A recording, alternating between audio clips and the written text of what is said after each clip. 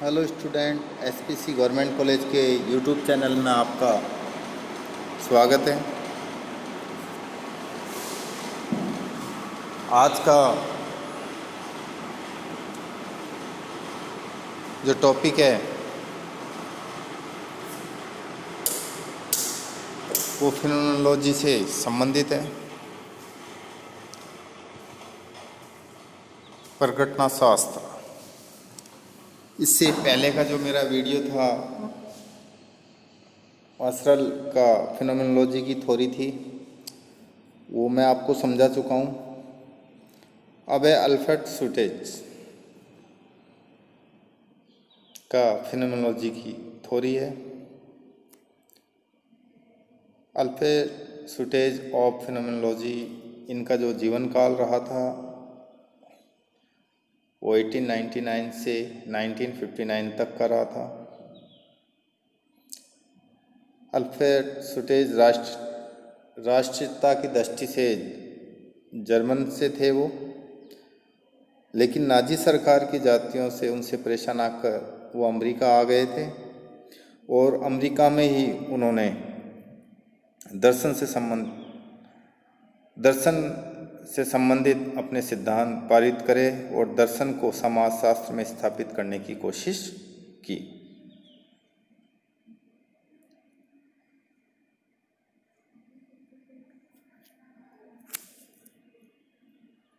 इनकी जो बुक थी the phenomenology of the social world 1967 में पब्लिश हुई थी। इस बुक में उन्होंने फिनोमेनोलॉजी जो कॉन्सेप्ट है, यह एक मेथोडोलॉजी है,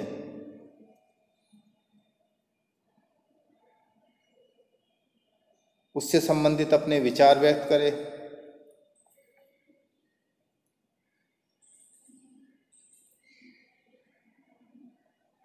इन विचार व्यक्त अपने सिद्धांत की जो उन्होंने रूपरेखा बनाई, उससे पूर्व उन्होंने रूट ऑफ थ्योरी मतलब अपनी थ्योरी को विकसित करने से पूर्व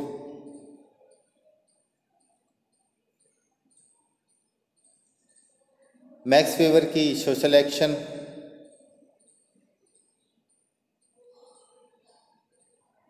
को उन्होंने अपने नज़रिए से देखा। उनकी जो मैथोडोलॉजी थी मैक्स वेबर की वरस्तेन, व्यक्तिपरक समझ, अभिप्राय कि व्यक्ति किसी घटना का क्या अर्थ लगाता है, ये आपको सबको मालूम है। उसको समझा, फिर अपना कॉन्सेप्ट खुद का दिया इंटरसब्जेक्टिविटी का। हिंदी में से अंतर्व्यक्ति निष्ठा कहते हैं इंटरसब्जेक्टिविटी को। इसको डिफाइन करा उन्होंने।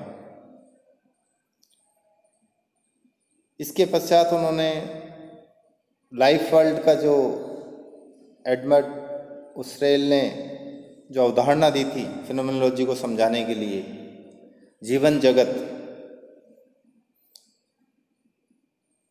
उसके स्थान पर उन्होंने स्टॉक ऑफ नॉलेज, ज्ञान के भंडार का अवधारणा दी अल्फ्रेड शुटेज ने। तो हम कह सकते हैं कि अपनी फिनोमेनोलॉजी से संबंधित जो उनके विचार थे, या उन्होंने जो फिनोमेनोलॉजी से संबंधित सिद्धांत की जो रूपरेखा रखी थी, उसमें सोशल एक्शन जो मैक्स वेबर का था वरस्तेन, उसके स्थान पर उन्होंने इंटरसब्जेक्टिविटी को रखा। लाइफ वर्ल्ड जो एडमंड उसरेल का था, उसके स्थान पर उन्होंने स्टॉक ऑफ नॉलेज कॉन्सेप्ट को रखा।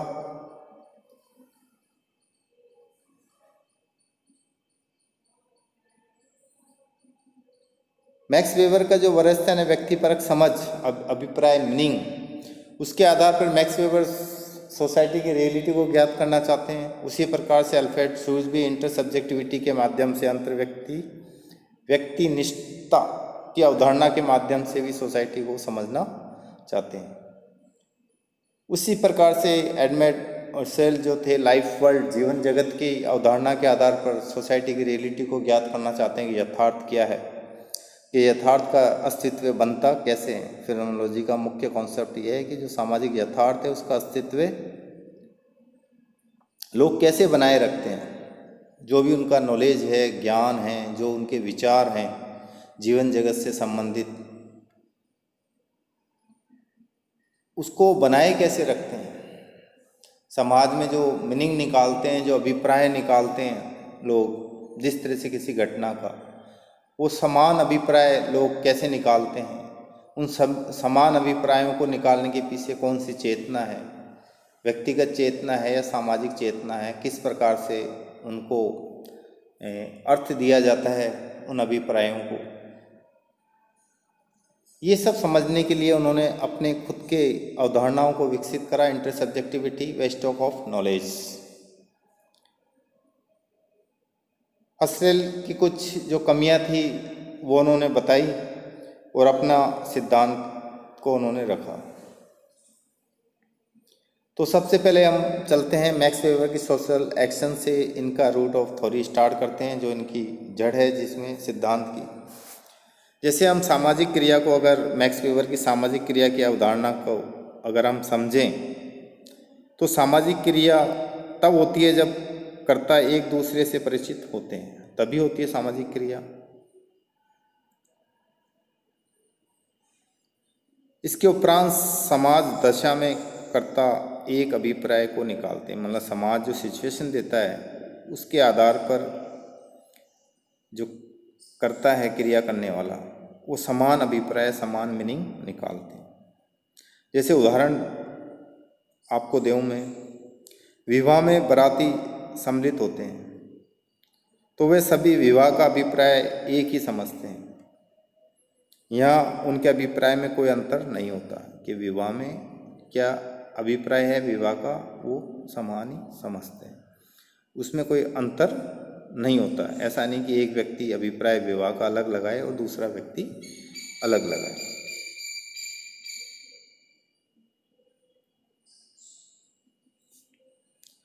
मैक्स वेबर कहते हैं कि कोई भी मतलब समाज का विज्ञान है, उसको सामाजिक वास्तविकता है उसके अभिप्राय को अवश्य समझना चाहिए। जब अभिप्राय को समझ लेंगे, मीनिंग को समझ लेंगे, तो हम समाज की यथार्थता को समझ सकते हैं। मैक्स वेबर बहुत अधिक जोर देते हैं कि जो रियलिटी है इसके विश्लेषण में अभिप्राय बहुत अधिक महत्वपूर्ण है, तभी हम समाज की यथार्थता को समझ सकते हैं। वरेस्टेन, उन्होंने मैक्स वेबर ने अवधारणा कॉन्सेप्ट दिया था, वो उनकी एक अध्ययन विधि थी मैक्स वेबर की, व्यक्तिपरक समझ, व्यक्तिबोध, व्यक्तिगत बोध। वरेस्टेन यानी समझ या अभिप्राय की विधि को से है। वरेस्टेन का मतलब ये एक समझ की और अभिप्राय की एक विधि है कि किसी घटना को आप किस दृष्टिकोण से, व्यक्तिपरक बोध से या व्यक्ति किसी घटना का क्या अर्थ लगाता है उससे संबंधित है वरेस्टेन। ये एक समझ या अभिप्राय की एक विधि है जो मैक्स वेबर ने दी थी। इस विधि के अंतर्गत जो अनुसंधान करता है वो वस्तुओं के अंदर पहुंचकर व्यक्तिनिष्ठ अर्थ को निकालता है। क्या करता है? व्यक्तिनिष्ठ जो अर्थ हैं उनको वो निकालता है इस विधि के अंतर्गत।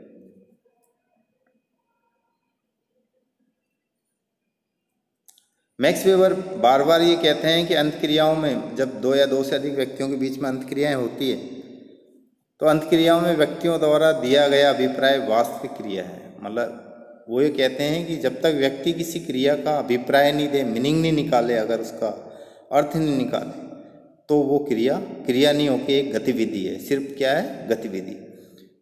दैनिक जीवन में जैसे हम कोई क्रिया करते हैं और अगर उसका कोई अर्थ नहीं निकलता तो वो एक गतिविधि है, क्रिया नहीं है। जब गतिविधि के साथ में अर्थ जुड़ जाता है तो उसको मैक्स वेबर एक क्रिया, एक्शन कहते हैं, एक गतिविधि मात्र है। जैसे उदाहरण है पुस्तकालय, जैसे जब हम जाते हैं तो उसका कोई ना कोई अभिप्राय है कि पुस्तकालय हम अध्ययन करने के लिए जा रहे हैं या मनोरंजन करने के लिए जा रहे हैं गपशप लगाने के लिए जा रहे हैं, एक अभिप्राय है।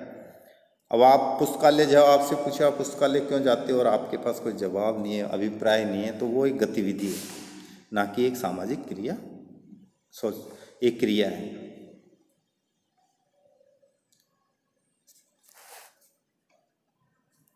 तो अल्फ्रेड जो सुटेज थे, उन्होंने मैक्स वेबर की जो वरेस्थन थी सामाजिक क्रिया, सोशल एक्शन, उसके स्थान पर इंटरसब्जेक्टिविटी, अंत व्यक्ति निष्ठा के कॉन्सेप्ट को रखा और उन्होंने इस तरह से समझाया कि मैक्स वेबर वरेस्थन विधि को तो काम में लाते हैं, लेकिन इस तथ्य को समझाने में असफल रहे कि कर्ता क्यों और कैसी प्रक्रियाओं द्वारा सामान्य अभिप्राय निकालते हैं। क्या फोकस है अल्फ्रेड सुटेज का?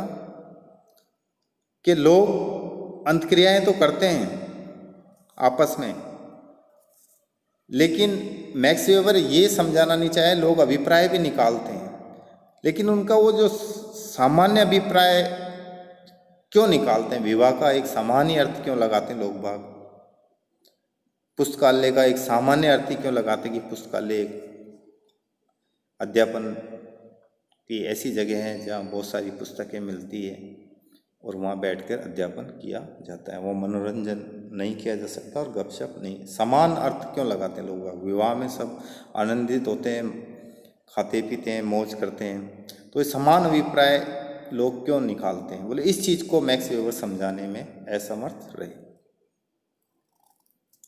जैसे उन्होंने उदाहरण दिया था, बराती विवाह में सम्मिलित होने का अभिप्राय मौज मस्ती व खान पान आदि से निकालते हैं, तो वे इन प्रक्रियाओं द्वारा किन कारणों से इस अभिप्राय पर पहुंचते हैं? अल्फ्रेड सुटेज कहते हैं कि वो कौन सी प्रक्रिया हैं जिनके द्वारा वो इस अभिप्राय तक पहुंचते हैं। मैक्स वेबर तो सीधे अभिप्राय पे आते हैं कि लोग अंत्यक्रियाएं करते हैं, आपस में गतिविधि होती है, उस गतिविधि का व्यक्तिपरक कोई अर्थ निकाला जाता है, मीनिंग निकाला जाता है। लेकिन अल्फ्रेड सुटेज एक कदम और आगे बढ़ते हैं और कहते हैं कि समान अभिप्राय लोग कैसे निकालते हैं। यही फिनोमेनोलॉजी का मूल प्रश्न है कि लोग समान घटनाओं का समान अभिप्राय क्यों निकालते हैं। दूसरे अगर आप शब्दों में कहें कि समास मतलब कौन से समासास्य कारक है जो कर्ताओं को इस सर्वसम्मत निष्कर्ष पर पहुंचाते हैं कि सभी एक समान घटनाओं का या एक समान गतिविधि का एक समान ही अर्थ निकालते हैं।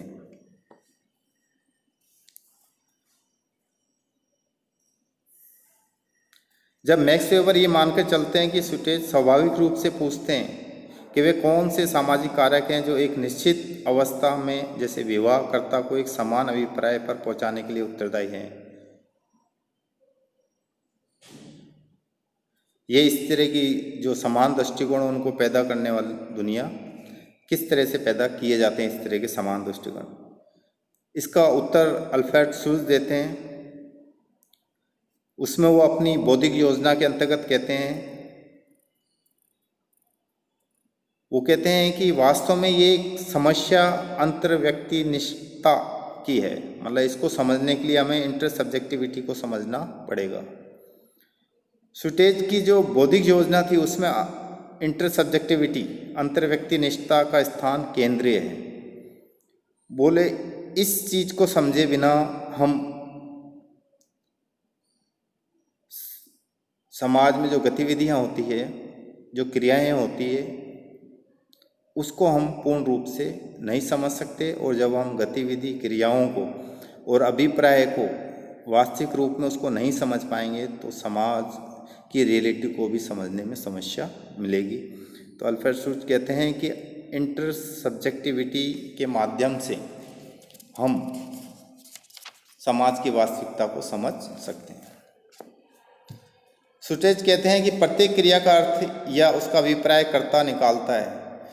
समाज में सभी कर्ता विभिन्न दशाओं में या एक ही दशा में अपना व्यक्तिनिष्ठ अभिप्राय देते हैं कि विभिन्न दशाओं में वे एक ही दशा में अपना व्यक्तिनिष्ठ अगर विभिन्न विभिन्न प्रकार की दशाएं होती है तो विभिन्न उनका अभिप्राय होता है, और अगर एक ही दशा होती है तो वो एक ही प्रकार का व्यक्तिनिष्ठ अभिप्राय निकालते हैं।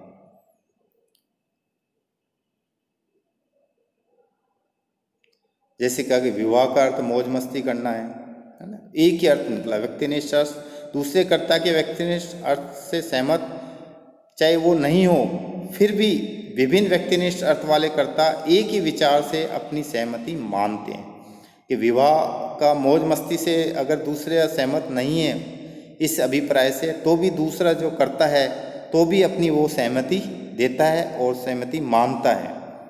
यह अल्फ्रेड शुल्त्ज कहते हैं कि यह जो द्विविद्या है